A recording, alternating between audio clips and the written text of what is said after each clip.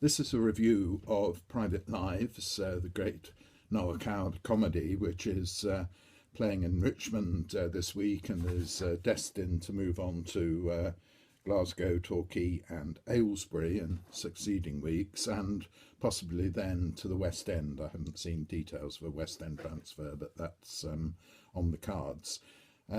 Private Lives is an iconic almost comedy of manners of the 20th century. It's, for some anyway, Noel Coward's masterpiece. It's certainly the play that over the years has probably generated more income for producers than any of the others in the Noel Coward repertoire. That's because, on the face of it, it is a light, accessible, very funny play. I think it's a little bit deeper than that, and I'd like to try and develop that now. But for now, let's just go briefly back to 1930, which is the year in which Private Lives first appeared. And the Times critic said after that production, Miss Gertrude Lawrence, it was of course Noel Coward and Gertie Lawrence who were the stars. Miss Gertrude Lawrence has a brilliant sparkle and an extraordinary skill in embellishing speech with silence. Mr. Coward's wayward mannerisms have here their most fitting background, and this dialogue becomes in the theatre a perfectly timed and directed interplay of nonsense. And then the critic added the following. What would happen if these parts were indifferently well played? We tremble to think. And that, in a way, has been the challenge that anyone following Noel and Gertie has had to accept. Sheridan Morley, the great critic and biographer of Coward, said that Private Lives has been a guaranteed copper-bottomed audience puller.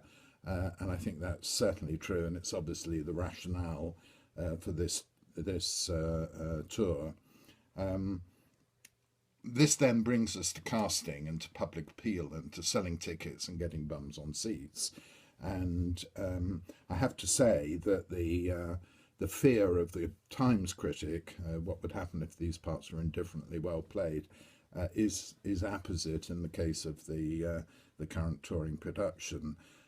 I'm afraid that the parts of Elyot Chase by Tom Chambers of Strictly Come Dancing fame, and to a lesser extent Amanda Prynne by Laura Rogers, are indeed indifferently well played. In the first act, the pace is such that there's little embellishing speech with silence, which was what the Times critic said about Gertie's skills. There's hardly a pause at all. The breathless speed was presumably what the director was looking for, and it is to the credit of the performance that, notwithstanding the pace, the speech wasn't actually garbled, but it's all very stylized and affected. Clearly, Private Lives is not the theatre of realism or rationalism, and is primarily must be taken as entertainment more than anything. And no doubt the Noel and Gertie production was highly stylized as well. And maybe that was cover for what one critic said about the play, which was that it undermined nearly every one of the prevailing social mores of the day, the 1930s.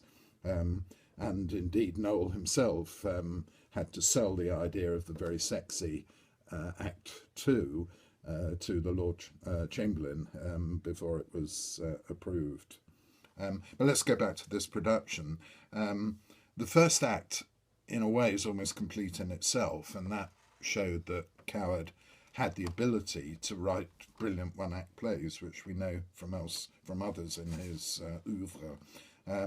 I thought it was rather odd at Richmond that the interval came after Act 2 rather than after Act 1, because it's the break between the two acts when the action moves from south of France to Paris that but logic would dictate if you're going to have just one interval, you'd have it after Act One. But no matter, it was well handled and well done by the by this production crew.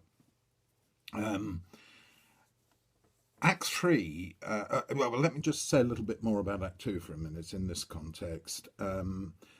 I thought they got it right most of the time. It's as I said, it's a very sexy and very physically sexy scene for the 1930s, or any time actually. And I also thought the musical interlude, where we had a reprise of Coward's wonderful "Someday I'll Find You" from the first act. I thought they did that very well as well. Tom Chambers played some skillful piano accompaniments there. Act Three then brings the story to its resolution with Coward's clever idea of transforming the warring of Elyot and Amanda to Victor and Sybil. I thought this genuinely well done.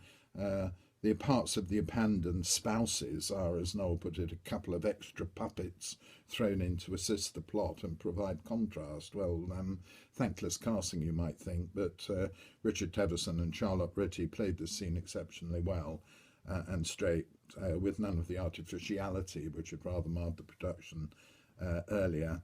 The play then moves to its end with Coward stealing his own device from hay fever, of the two main characters leaving the stage as others bicker. Private Lives has an underlying seriousness, as I said, which comes from the behaviour as much from the behaviour of the characters as the plot. In this production, Elyot Chase's behaviour is pretty inexcusable, more so than I've seen in previous productions. Mind you, a character who says certain women should be struck regularly like gongs is hardly likely to appeal to a modern audience, especially as he appears to put that aphorism into effect in his marriage. And his indifference to his new young wife in Act One is more supercilious and arrogant than I can recall previously. For example, from the Robert Stevens, Maggie Smith production of 72, or the one that was done by Chichester with Stevens and Smith's son Toby as Elyot in a recent revival. So I thought the audience were pretty quiet in Act One, some titters but no belly laughs. They livened up a bit later, and no doubt they went home happy, some content that they'd seen a Strictly star in the flesh and enjoyed a pleasant, if undemanding, night in the theatre. I think Private Lives is a better play than that, and time has told us that genuinely high-quality performers can get a great deal out of it. I thought this was an okay production, adding little really to what we really know about Private Lives. A pleasant evening maybe, but not a great deal more.